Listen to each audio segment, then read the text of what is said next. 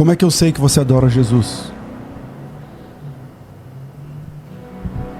Entende? Então, é a mesma coisa. Mas o senhor consegue facilmente numa rede social hoje, em outros meios de comunicação, distinguir aqueles que têm ideologias que são contrárias a Cristo e que não são contrárias a Cristo. Ou com 5 minutos. Concordo. Então, o senhor é pastor de igreja, não é? Sou. Tá. Se eu pegar a rede social de todo mundo da sua igreja lá, eu vou saber. A minha igreja não é igreja grande, né? Talvez... Não, melhor ainda. Então, não, eu consigo. Eu conheço cada membro lá, eu visito cada membro, eu conheço as posições deles. Então, as redes sociais daqueles que têm, eu acompanho as redes sociais. Inclusive, olho, e não olho para ficar xeretando nem nada, não, é porque aparece lá no meu feed de atualização. Não, eu tô dizendo assim, mas quer dizer que a rede social da pessoa é a distinção? Não, eu dei uma ferramenta de como pode se tornar público. Vai ser um momento de tamanha perseguição contra a igreja, como foi nos dias de Jesus, que ser crente naquele dia era uma sentença de morte, não é a Nutelice que é muito crente hoje. Não é, hoje é... Você não pode perder o vídeo, fique até o fim. Lá o número, né? E o número lá é aí 666. E aí começa, né? O pessoal começa a fazer conta. Quanto que dá 6 mais 6 mais 6? Ou 6 vezes 6 vezes 6? Ou não sei o quê. Por alguma razão eles querem fazer essas contas. Por que o senhor defende que aquela linguagem, aquela descrição, ela tem que ser entendida em sentido figurado, simbólico e não exatamente literal? Na questão escatológica eu me ponho como uma milenista, né? Então a milenista tende a não olhar de forma literal algumas coisas de Apocalipse, a não ser aquela coisa que seja escrachada, né? De você olhar e falar, não, isso aqui de fato é literal. E aí o que acontece? Quando você vai olhar para Apocalipse 7, Apocalipse 13, 14, 20, 19 e 20, são as menções que se fazem a selos e marcas. Você vai perceber claramente que há uma preocupação de João de dizer que aqueles que são de Cristo são selados por ele e aqueles que não são de Cristo são marcados pela besta. E aí a minha intenção é mostrar que, na verdade, é uma questão de tomada de posição, é uma postura. E eu vejo até alguns crentes preocupados, pastor, se por acaso eu botarem um chip em mim sem eu saber, se é o cartão de débito, se é o celular, ou se é pelo relógio, se eu tiver aderido à marca da besta sem ter percebido. Então, por muito tempo eu vi muita gente preocupada com isso. E, na verdade, é uma questão de postura, de pessoas que se posicionam por Cristo porque pertencem a Cristo. Então, assim, eu sou também calvinista, né? Então, dentro do que eu entendo por povo separado, né, a igreja toda, eu vou perceber claramente pelo texto, eu pretendo mostrar essa manhã, que Cristo ele tem o seu povo escolhido e antes de ter a marca da besta, ele já sela previamente aqueles que são seus no capítulo 7. E isso repete-se no capítulo 14, essas duas linguagens, daqueles que são selados por Cristo e daqueles que são marcados pela besta. Então, claramente ali não há necessidade de ser algo literal. No capítulo 7 ali, você falou de 144 mil. Aí você também não entende que é literal. Os 144 mil, a gente até debateu esse tema recentemente, né? Eu entendo que ele fala da igreja de Cristo. Entendi. Só que no começo do capítulo 7 é uma visão do número que Deus conhece. E a partir do verso 9, a multidão que não se pode contar é o mesmo público de um número que ninguém pode contar, que é a promessa ali feita a Abraão, né? Em ti serão benditas todas as famílias da terra. E aí o capítulo 14 ele harmoniza isso quando ele traz os dois públicos no mesmo relato. Entendi. Então, vamos lá, pastor Luciano, quais são as razões que te levam a entender que o texto, a marca da besta, é realmente literal? Bom, eu penso que essa marca ela é literal pelo termo que João ele vai utilizar. João ele vai usar um termo grego, carigma, é assim que pronuncia, eu creio que é assim que pronuncia. Haragma, exato. Onde ele vai mostrar que é uma marca como era feita nas moedas, como acontecia na antiguidade, né? Como é uma espécie de tatuagem. Por isso que eu creio que é literal. Apocalipse ele tem esse gênero de ter muito simbolismo, porém existe aquilo que é literal também em Apocalipse.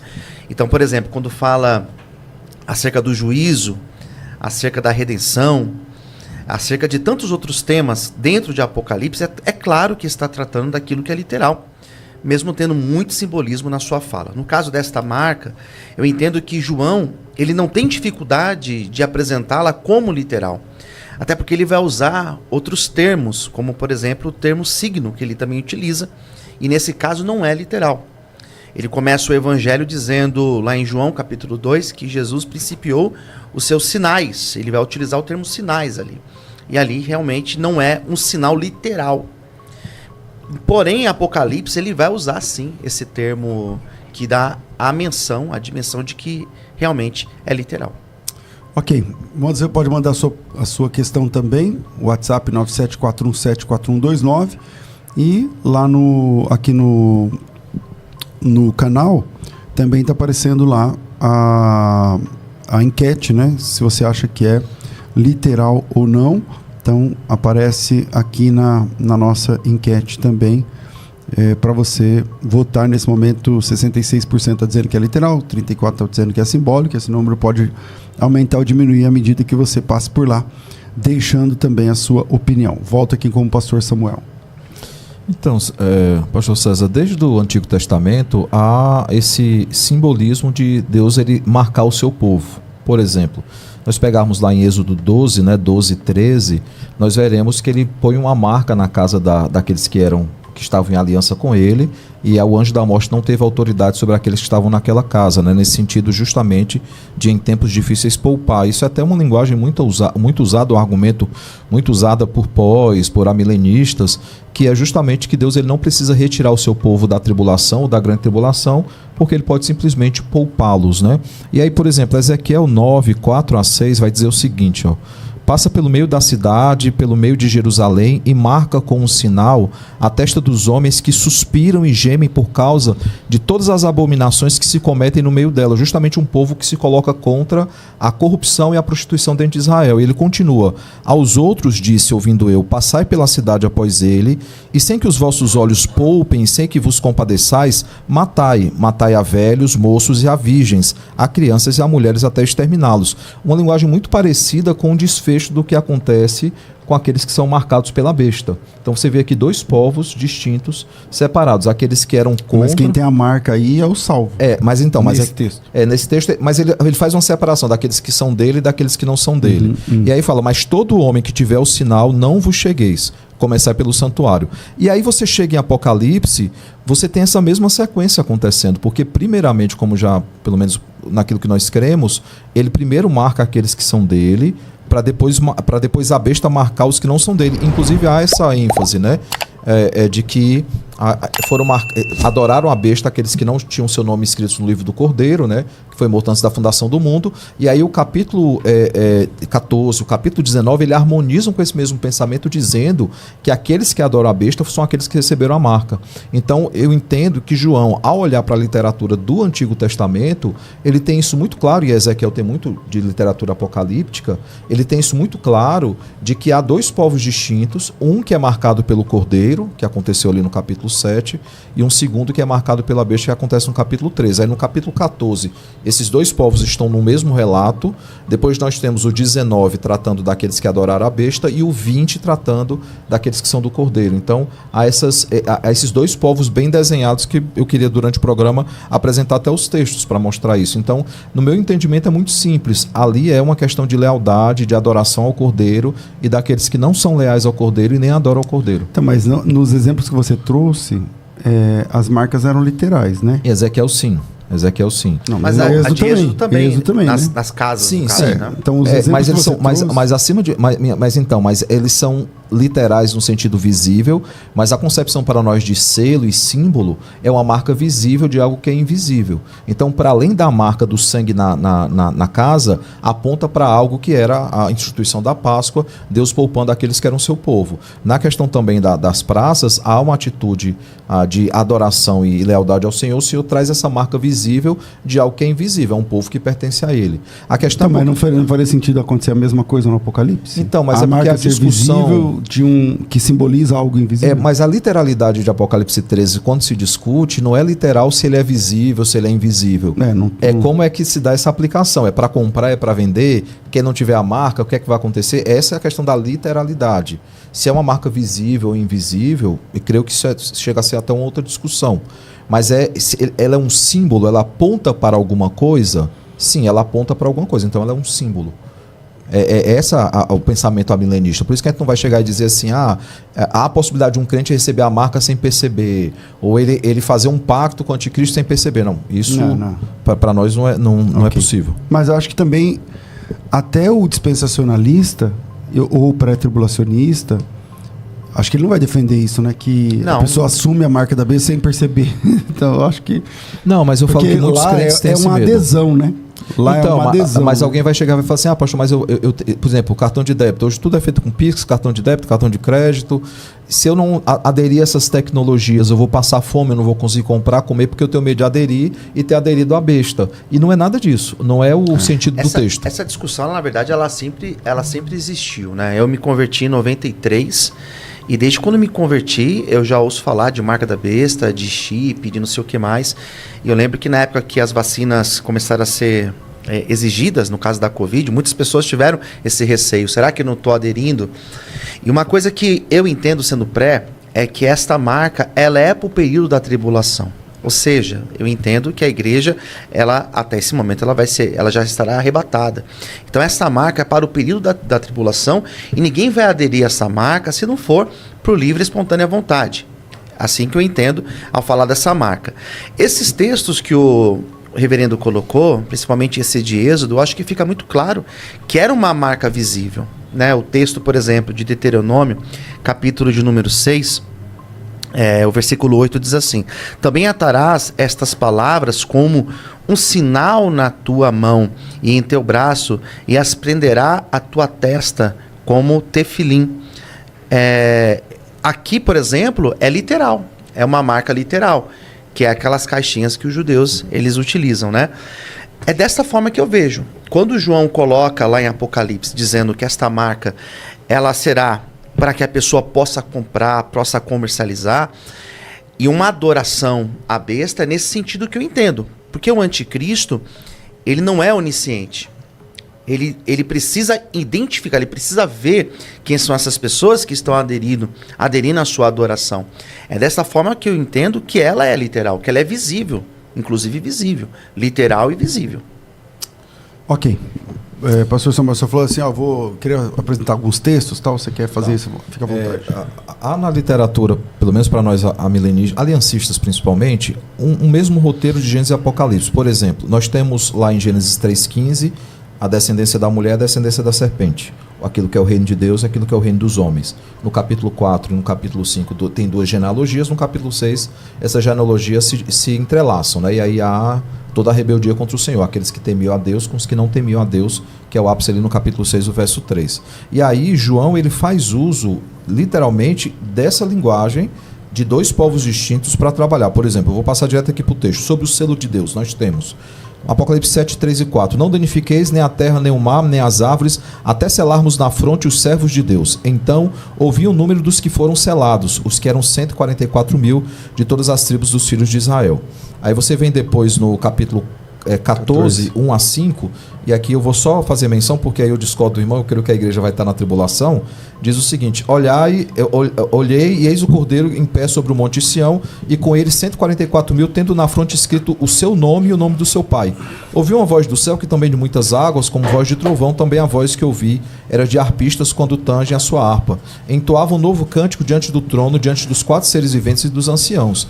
E ninguém pode aprender o cântico, senão os 144.000 que foram comprados na terra. Isso aqui é uma menção, inclusive, direta ou indireta, Apocalipse 7, 14 a 17, que ali é também entoado um cântico. São estes os que não se macularam com mulheres porque são castos. São eles os seguidores do Cordeiro, por onde quer que vá. São estes que foram remidos dentre os homens, primícias de Deus e para o Cordeiro, e não se achou mentira na sua boca nem mácula. Aí o capítulo 20, verso 4 diz: vi também tronos, e nesses sentaram-se aqueles aos quais foi dada autoridade para julgar. Vi ainda as almas dos decapitados por causa do testemunho de Cristo, bem como por causa da palavra de Deus, tantos quanto não adoraram a besta, nem tampouco a sua imagem, e não receberam a marca na fronte e na mão, e viveram e reinaram com Cristo durante 1000 anos. E aí tá a discussão do milênio, pode ficar para outro momento. Já a marca da besta, você vai ter a Apocalipse 17, 7 a 9, que vai falar sobre a questão de... que faz um contraponto à universalidade lá do capítulo 5 e do capítulo 7, né, que fala de tribos, povos, raças e nações. Ele vai falar assim, foi-lhe dado também que pelejasse contra os santos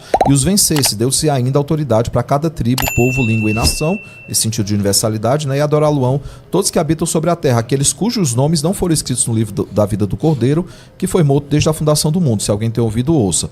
Aí o 16 a 18 é a marca da besta, literalmente, né? São eles que recebem essa marca. E depois Apocalipse 14, 9 a 12, ele vai justamente chegar e vai falar sobre isso. Se alguém adora a besta, a sua imagem, e recebe a sua marca na fronte ou sobre a mão, também este beberá o vinho da cólera de Deus, será atormentado com fogo e enxofre. No final, inclusive, ele fala, né, da perseverança dos santos, mas a gente não vai discutir também esse tema. Apocalipse 19 e 20, para encerrar, ele fala: mas a besta foi aprisionada e com ela o falso profeta que, com os sinais feitos diante dele, seduziu aqueles que receberam a marca da besta e eram os adoradores da sua imagem. Os dois foram lançados vivos dentro do lago de fogo que arde em enxofre. Então, claramente você vai ver esses dois públicos bem distintos, daqueles que recebem a marca de Cristo e aqueles que o selo de Cristo, que são selados à luz de Efésios, né? O próprio texto de Deuteronômio, eu não tenho dificuldade com ele, Deuteronômio 6, mas há um povo também que recebe a marca da besta porque não pertence ao Senhor. Ok, pastor Luciano. Então, mas assim, quero ver se eu entendo a discussão aqui nossa, porque pelo que eu percebi, o senhor então compreende que existe uma marca, certo? Sim. Que aqueles que adoram a besta terão uma marca. O senhor acredita nisso, correto? Sim? Que é público. Não, mas não literal. Mas essa... Então, aí que tá. Eu quero não entender. Não há necessidade de ter um 666 na testa, um 666 na mão. Eles publicamente adorarão o anticristo. Então, o senhor entende que essa marca não é visível, não é literal, mas é apenas a adoração. Ela é pública, se torna pública. Entendi. Porque aqueles que adoram a besta e aqueles que não adoram a besta. Sim. Porque eu também entendo que aqueles que adoram a besta, eles possuem essa marca. A diferença então é que, na minha opinião, ela é literal. E por que eu vejo? Pelo termo que João utiliza. Porque João não tem problema com esses dois termos. O que eu percebo é que ele também usa o termo sinal como algo simbólico, mas ele também aplica esse literal. Então eu vejo a dificuldade aí, porque esse termo que ele utiliza nessa época é um termo que talvez para nós não é tão claro, mas para os seus leitores primeiros, lá no primeiro século, era algo muito claro. Quando ele falava dessa marca, como era uma tatuagem ou como era feita numa moeda. E essas marcas são literais. Por isso que eu não vejo uma outra possibilidade de ela não ser literal. E também pelo fato do anticristo, como que ele vai saber que aquela pessoa adora ou não? Como que ela vai saber? Como ele vai saber? Tendo essa marca, se torna visível e ele consegue saber. Por isso que eu entendo, e na minha opinião, é claro isso, exatamente por esse fato. Porque ele precisa ver. E como que ele vai ver, se não for algo literal? Então, mas havendo adoração não pública, ele consegue ver também. A pessoa está adorando ao anticristo ou não adorar o anticristo, isso vai ser algo público e visível. Depende, né? Porque assim, por exemplo, como é que eu sei que você adora Jesus? Entende? Então é a mesma coisa. Mas o senhor consegue facilmente numa rede social hoje, em outros meios de comunicação, distinguir aqueles que têm ideologias que são contrárias a Cristo e que não são contrárias a Cristo. Ou com 5 minutos. Concordo. Então o senhor é pastor de igreja, não é? Sou. Tá. Se eu pegar a rede social de todo mundo da sua igreja lá, eu vou saber. A minha igreja não é igreja grande, né? Talvez. Não, melhor ainda. Então, não, eu consigo. Eu conheço cada membro lá, eu visito cada membro, eu conheço as posições deles. Então, as redes sociais daqueles que têm, eu acompanho as redes sociais. Inclusive, olho, e não olho para ficar xeretando nem nada, não, é porque aparece lá no meu feed de atualização. Não, eu tô dizendo assim, mas quer dizer que a rede social da pessoa é a distinção? Não, eu dei uma ferramenta de como pode se tornar público. Vai ser um momento de tamanha perseguição contra a igreja, como foi nos dias de Jesus, que ser crente naquele dia era uma sentença de morte, não é a Nutelice que é muito crente hoje. Isso é verdade. Não é, hoje eu lembro uma vez que alguns aqui ficaram ofendidos com os cristãos da China, porque um líder lá de uma igreja chinesa falou que no Brasil o cristianismo era o cristianismo fácil, que não era difícil como na China. Em relação a isso mesmo. Então, e vai chegar um momento que vai ser difícil para todo mundo. Então, posições precisarão ser tomadas. E nessas posições elas são públicas, elas não são...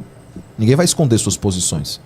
É nesse sentido que eu acho que se torna assim público. Mas o senhor não considera o fato que os termos que João utiliza, o senhor não considera como é possível ser literal? Porque qual que é a dificuldade, por exemplo, de assumir que essa marca ela é literal? Porque ele usa o termo marca, que era o mesmo que se usava nos objetos. É porque o João tem muitos termos que ele usa que são polissêmicos. Por exemplo, sinal, o próprio sinal é uma das palavras-chave de João, é sinal. Ele fala de sinal no evangelho todo, e no final ele diz, no capítulo 20, 30 e 31, ele diz, esses poucos sinais, ele só registra 7 milagres. Só 7. Ou 7 sinais. Esses poucos sinais que eu registrei foi para provar que ele é o Filho de Deus, ele é o Cristo, mas se eu tivesse que registrar, não ia caber nas bibliotecas do mundo. Então, assim, João, ele usa sinais em outros contextos também. Eu só estou explicando assim, que a questão da marca, no final, eu não vejo essa necessidade de você ter um 666 tatuado, que alguns até vão discutir, né, se não tem referência ao nome de Nero. Eu não vou entrar nessa discussão, porque eu acho que às vezes ela pode ser infrutífera. Mas assim, há várias explicações. Por que é 666? É um contraponto com 777? Então, no final, João, assim, ele está preocupado com a questão apenas. Pessoas que vão se posicionar por Cristo e os que não vão se posicionar por Cristo. Sim. No final é isso. E quando ele usa, por exemplo, em Apocalipse 19, né, o termo perseverança dos santos, mostra que Deus está preservando o seu povo, mesmo em contexto de perseguição. Eu acho que isso é mais importante do que ter tatuado ou visível o número 666 ou qualquer outro tipo de marca. Bom, o Soriano. Não, pode falar. Não, eu entendo essa lógica de eu me posicionar dizendo que é uma marca literal. Eu entendo até como uma forma da gente explicar para a nossa audiência aqui que, primeiro, é uma marca que, no meu ponto de vista, né, diferente do reverendo, eu acredito que ela seja literal, visível e que ninguém vai recebê-la se não realmente adorar a besta. Ninguém vai receber por acaso se tiver que usar um cartão de crédito ou se tiver que tomar uma vacina que vai ser inserido algo. Não penso dessa forma. Eu acho que isso é importante para deixar claro para quem está assistindo, para quem está ouvindo agora, saber que não é dessa forma que vai acontecer. E no meu ponto de vista, o que João coloca ao afirmar essa marca em todos os textos, diferente da palavra sinal, que de fato o senhor colocou como polissêmica, e eu concordo contigo, ela tem esse sentido muito mais amplo. No caso de marca, eu vejo como muito mais específico, porque ele não usa sinal ao falar dessa marca. Ele poderia usar sinal, ele poderia deixar ela até mais solta, mas percebo que ao colocar marca, ele está realmente afirmando, está realmente posicionando. É algo visível, é algo literal, igual se vê numa moeda, igual existe uma tatuagem. No capítulo 13, verso 16, está dizendo assim, a todos os pequenos e grandes, os ricos e pobres, os livres e escravos, faz-lhes que seja dada certa marca sobre a mão direita ou sobre a fronte, para que ninguém possa comprar ou vender, senão aquele que tem a marca, o nome da besta ou o número do seu nome. Veja que a marca, ela é um condicional para comprar e vender, mas você também pode usar o nome da besta ou o número do nome da besta, né? Vamos lá, o versículo 17. Para que ninguém possa comprar ou vender, senão aquele que tem a marca, o nome da besta ou o número do seu nome. Se a marca não é literal, como é que fica essa questão de comprar e vender? Também não seria literal? Mas então, pastor César, vamos olhar mais uma vez esse contexto todo, né? A besta, ela simboliza todo um sistema anticristão. Isso tem piorado cada vez mais nos nossos dias. Envolve ideologias, envolve posicionamentos e tudo mais. E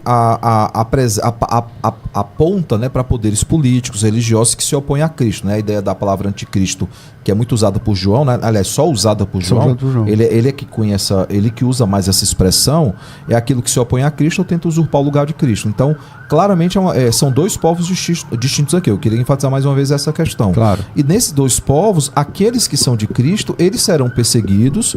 A igreja sendo arrebatada, isso é um problema, né? Para você discutir esse tema, mas eles serão perseguidos. Já é um problema a questão dos povos extintos, porque aí você está defendendo, como eu também entendo, o que é de Cristo e quem não é de Cristo. Sim, isso. Quem é de Cristo deve ser a igreja. Né? A igreja. Então, mas o que acontece? Aí você tem esse povo que ele vai estar sendo perseguido. É óbvio que ele não vai comprar nem vai vender. Não é nem porque ele queira ou que ele não queira. É porque haverá uma perseguição. Mais uma vez, voltará-se ao tempo da igreja primitiva, onde era uma sentença de morte você aderir por Cristo. Inclusive, era perseguido pelos próprios judeus naqueles dias, por alguns grupos de judeus judaizantes, para ser mais específico.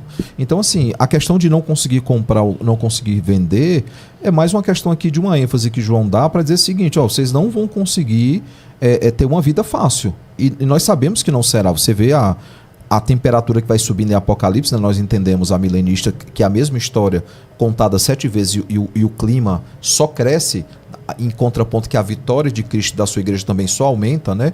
Então, assim, eu não tenho problema com isso. Ele não vai conseguir mais dizer assim, é um implante, é um tipo de código. Fica difícil a gente especular sobre isso. Como o senhor bem colocou, já tiveram marcas e marcas, que era possivelmente a marca da besta, né? Código de barras na época. Código de barra. Não, eu lembro uma vez... www. Eu lembro uma vez que fizeram uma conta, porque hoje pra você pegar agora qualquer código de barra, eles são 2 sequências de 6. Você pode olhar, você tem a barrinha, 6 números, barrinha, 6 números. Aí alguém falou assim, para poder numerar o mundo inteiro, eu preciso de 3 sequências. O cara fez todo um estudo, precisava de 3 sequências de código de barra, totalizando 6, 6, 6. Então, assim, isso fazia terrorismo com o pessoal. Eu cresci lendo Deixados para Trás. Porque era a literatura que tinha naqueles dias, na minha adolescência. E o 666 fazia, acho que era 6 vezes 6 vezes 6, dava 216. Era o jato lá do Carpátia, que era o anticristo. Tinha toda uma especulação e gente perdia o sono por causa disso. Então, assim, e no final, por exemplo, se você cita Deuteronômio, todo judeu que tinha na fronte e na mão a palavra atada, os mandamentos atados, de fato cumprir a palavra de Deus, algo visível não quer dizer necessariamente que é coerente com o que é invisível. Esse é o maior pecado do povo de Deus. Com a boca eles professavam uma coisa, mas o coração deles estava distante do Senhor. Então, mais uma vez, eu não vejo a necessidade de algo visível para propagação da fé no sentido de dizer assim, eu sou de Cristo ou não sou de Cristo. Tem que ser algo que vem internamente para o externo. Por isso que a questão do selo, por exemplo, o selo ele é literal ali, porque também João ele vai usar aquela palavra para aquele sentido único. Qual selo? O selo de Apocalipse 7, ele é literal? O selo que é dado aos filhos de Deus? Ali não... Os 144 mil selados. Mas ele não marca, ele não fala marca ali, né? Mas ele usa a palavra selo. Sim, que é diferente. Mas parece que é na testa, não é? É na testa, é do mesmo jeito. Na testa e na mão, não, do mesmo jeito. Mas eu digo assim, o termo que ele usa é outro ali. Não sei se... mas eu tô falando assim, que é um uso bem específico que João tá usando. Então, mas exatamente, pastor reverendo, por ser específico, e o termo que ele usa ao falar desse da besta, ele usa exatamente esse termo, que é o querigma, né? Que é essa marca... Haragma. Que é essa marca visível, né? E nos outros textos que ele vai utilizar para falar de outras marcas, no caso, ele vai usar outro termo. Que ele vai usar o termo signos, né? Não, mas a palavra em Apocalipse 7 não é signos, não. Deixa eu abrir aqui. É uma palavra também bem específica. Vamos lá. 7.3, né? Até selarmos, né, na fronte dos servos do nosso Deus. Então, o sentido é o mesmo de colocar um selo, né? A palavra aí é farigzo, né? É isso, pastor César? O senhor que é melhor no grego? É esfarizo. Que não é igual... Então, ele usa ao falar da marca da besta. Mas é uma palavra também muito peculiar. Ele não sai distribuindo essa palavra. Esfragizo. Ele não sai distribuindo essa palavra. Mas, é isso que eu tô dizendo. Mas é por isso, reverendo, que eu faço essa distinção desta marca da besta. Porque esse termo que ele usa é a tatuagem que nós entendemos hoje. Era a marca que se fazia em moedas naquela época. Por isso que eu entendo que é uma marca literal. Mas o selo tinha um papel muito parecido com o da moeda. Era grafado também algo no selo para garantir que não ia ser violado nem nada, que aquilo estava intacto, estava íntegro. Sim. É porque assim, eu não tenho dificuldade de me aproximar do pensamento do senhor, a gente chegando ao consenso aqui de que há alguma coisa que vai tornar público quem é do senhor, quem não é do senhor. Sim. O problema é que o senhor não vai conseguir afirmar isso porque o senhor é pré. O senhor vai ter que defender que a igreja não está nesse momento. Mesmo que Apocalipse 14 dê todos os elementos de que ela está. Esse é o problema. Eu consigo me aproximar do pensamento do senhor. O senhor não vai conseguir se aproximar do meu, porque o senhor entende que a igreja não está aqui nesse momento. Mas eu entendo que nesse período, esses que não são marcados, eu não entendo que seja a igreja, mas eu creio que sejam aqueles que estão perseverando pela sua salvação. Mas eles são perdidos. Porque mas teve o arrebatamento antes, quem ficou é perdido, né? É que eu acredito que nesse período acontece salvação. A pessoa ela pode ser salva nesse período. Mas eu não vejo, alguém por exemplo, sendo salvo? Alguém se convertendo ou coisa parecida? A Bíblia fala que eles... Quem são esses que vêm? Quem são esses que vêm? Então, são aqueles que morreram Sim. por causa do sangue do Cordeiro. Exato. O que eu entendo que são esses?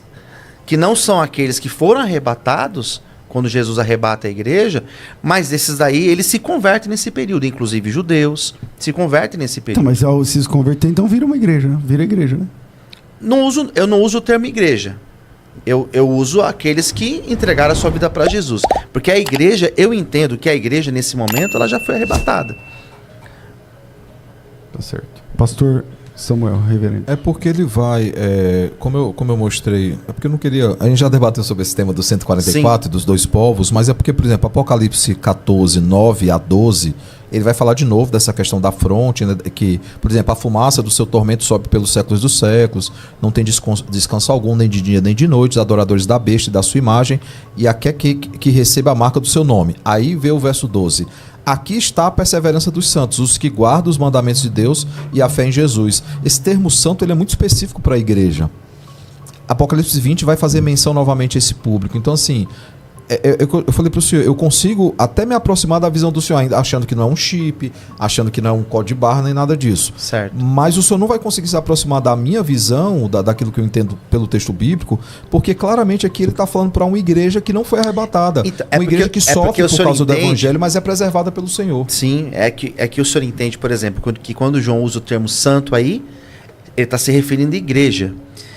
E eu faço essa distinção, porque eu entendo que igreja ele cita até o capítulo, acho que 3 ou 4, quando ele está falando das igrejas lá no começo de Apocalipse. Depois ele não usa o termo.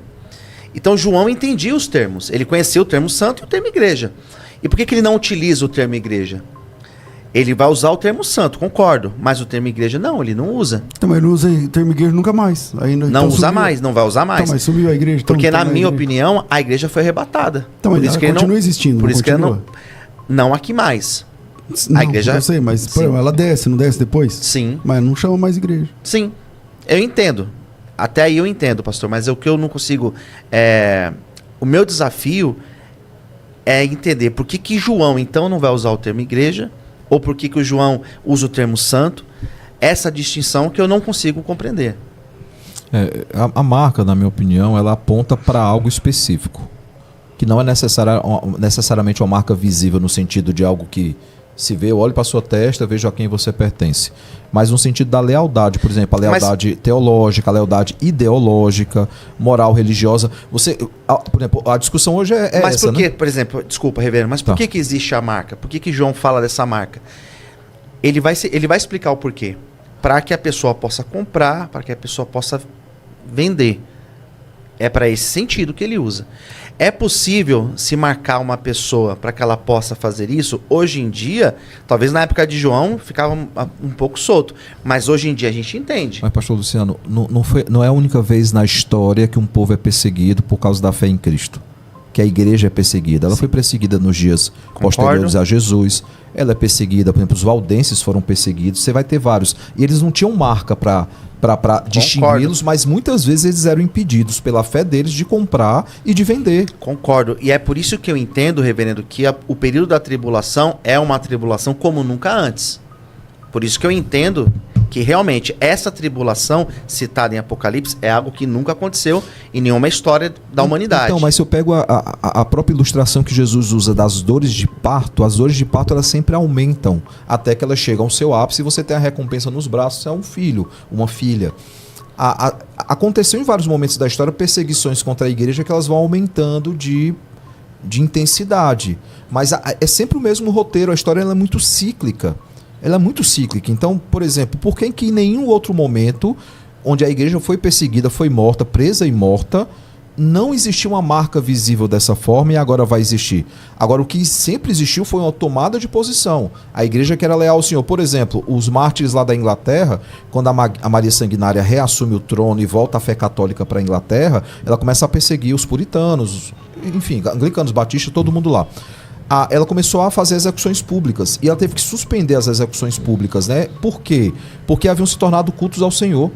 Conta a história que enquanto eles caminhavam para a fogueira, eles cantavam hinos ao Senhor. Enquanto eles queimavam vivos, eles pregavam o evangelho. É óbvio que aqueles são mártires da igreja, que sofreram por causa do evangelho. É óbvio que por causa da fé deles, eles foram impedidos de ter uma vida de compra, de venda, uma vida normal. Então, assim, a igreja sempre foi perseguida. Paulo diz que aquele que quer viver piedosamente vai ser perseguido. É que nesse período não é somente a perseguição. né? O que eu vejo é que nesse período existe o derramar da ira de Deus. Então, assim, a natureza, em todos os aspectos, vai acontecer aquelas catástrofes que João relata. Por isso que eu não vejo apenas como uma perseguição do anticristo aqueles que são de Cristo, né? Eu vejo a ira de Deus sendo derramada sobre toda a terra. É algo que nunca aconteceu antes. Sim. Mas lá em Apocalipse capítulo 20, pastor Luciano, no versículo 4, fala assim: vi os tronos, aqueles que assentaram-se neles, e aqueles aos quais foi dada autoridade para julgar.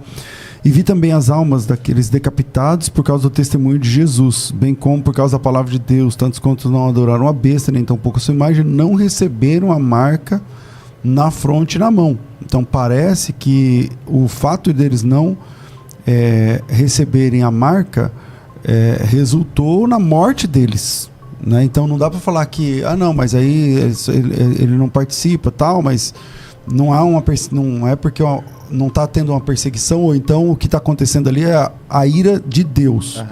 Porque a Bíblia diz que a ira de Deus se manifesta desde o céu contra os filhos da impiedade.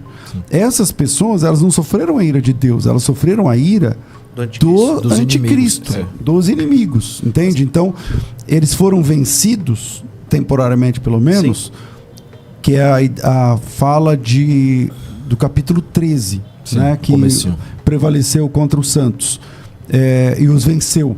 Então eles foram vencidos numa perseguição, não porque a ira de Deus estivesse sobre eles, porque Deus ama essas pessoas. Inclusive, aqui está dizendo que eles reviveram e reinarão com Cristo durante 1000 anos, entende? Então, não sei se dá para dizer que é a ira de Deus que cai ali. Mas a permissão de Deus, no caso. Porque Deus permite eles serem perseguidos a tal ponto. Até hoje, né? A igreja... Igual na Babilônia, você igual tem no lá Egito. o sermão profético de Jesus, né, em Mateus 24, que ele vai falar, que pegando os correlatos, né, dos sinóticos, você vai ver, nós iremos comparecer diante de tribunais por causa de Cristo, que nós não devemos ter temor algum porque ele falará através de nós. Então você vê esse sentido de uma igreja que é perseguida. Por isso que eu volto a dizer, eu não tenho problema de me aproximar mais da posição do Senhor. O contrário é que fica difícil. Que é a marca literal. Que é uma marca que pode ser visível, não tem um problema. Eu acho que ela aponta para uma outra coisa, por isso que eu não gosto do termo literal. Se ela é visível ou ela não é visível, essa é outra discussão. Pode ser visível, pode não ser visível. Há uma questão de lealdade a Cristo ou deslealdade a Cristo. Só que para que o senhor concorde comigo nessa posição, o senhor tem que crer que a igreja ainda está lá. Porque, por exemplo, se você pegar a posição mais dispensacionalista do pré, você vai ver que a igreja é arrebatada e junto com ela o Espírito Santo. E aí a discussão, como é que vai haver evangelização naqueles dias sem o Espírito Santo? E aí por isso que alguns vão defender volta de sacrifício, a questão lá do templo. Os anjos que pregam também. Mas eles nunca pregaram. Eles anelavam pregar e nunca pregaram. No caso daqueles anjos que pregam, está citado em... 14, eu acho. Isso. Eu acho que é o 14, eu posso estar errado. Acho que é o 14 mesmo. Que tem os 3 anjos lá, que fala... pregando lá 14:6, viu? 14:6 o anjo voando pelo meio do céu, tendo o evangelho eterno para pregar aos que se assentam sobre a terra, a cada nação, tribo, língua e povo, dizendo temer a Deus, dar-lhe glória e tal. O que eu vejo, reverendo... Mas o relato da igreja terminou no verso 5, né? Tem que ver eu tenho que olhar direito esse texto do 6, se é uma mensagem de confrontação àqueles que são pecadores, porque já no verso 9 ao 12... Ali fala evangelho, né? Não, mas o evangelho é para condenação também. Acho que ali é boas novas, é o que tá... Mas boas novas também é para condenação. Boas novas não é só para salvação. A chamada externa é para crentes e descrentes. O que eu entendo é que quando a Bíblia fala que não é possível essa pessoa que não tem a marca comprar, vender, essa dificuldade, eu lembro que na época da pandemia, ela se tornou possível. Porque nós tínhamos, por exemplo, as pessoas que não tinham a vacina, o comprovante, elas não conseguiam viajar, não conseguiam... Eu tive que tomar vacina contra a minha vontade para embarcar. Eu tomei 2 vacinas, as 2 doses obrigatórias, porque eu tinha que viajar. Então, e aí foi burrice minha. Por quê? Porque eu tomei a primeira dose, eu podia ter segurado mais a primeira dose, porque eu não ia precisar tomar a segunda para viajar. Se eu tivesse calculado bem o tempo de viagem. Tinha um prazo, né? Tinha um prazo de 3 meses, eu acho que era esse. Se eu tivesse calculado bem, eu tinha segurado até as portas da viagem, mato só uma. Aí tomei outra agora. Tomei 2 diferentes. Aquela Pfizer, que só precisa tomar uma vez, eu tomei 2 vezes aquela lá. Que era para os caminhoneiros, porque ela era dose única e tal, não... Misturou tudo. Bom, enfim, mas você estava falando que nessa época deu para separar bem, né? Exatamente. Quem tinha o cartão lá poderia entrar em certos lugares, frequentar ambientes públicos usando máscara. Entrar no avião. Exato. Então, mas teve crente e descrente que tomou e não tomou. Assim, eu sei que a analogia, eu entendo a analogia que você está fazendo, mas no final não é isso. Ele não está dizendo que pode. Eu estou só usando um exemplo, né? É possível nesse modelo que haja uma distinção. Filtrar, né? Pela fé, porque ali, por exemplo, não tem nada a ver com fé, tem a ver com tomar vacina para você poder viajar ou não. Mas antes de você ter, por exemplo, não vou citar o nome de um banco porque é digital, qualquer banco digital começasse a ter medidas que ferissem as liberdades, essa pessoa tem que professar algum tipo de posicionamento para ter acesso ao banco ou não ter acesso ao banco, você já tem hoje pessoas que se dizem da igreja e que tomam posições totalmente contrárias à igreja. Que podem não receber uma marca literal na fronte ou na mão, mas já tomaram posição contra prelúdio, Cristo. Né? Mas já tomaram posição contra Cristo. De pessoas que defendem pautas que são extremamente antibíblicas na rede social, defender aborto, defender ideologia de gênero, e são pautas anticristos. E pessoas tomam essa posição mesmo que não haja uma marca na testa dela ou na mão dela. Era melhor até que tivesse pra gente poder separar o joio do trigo, né?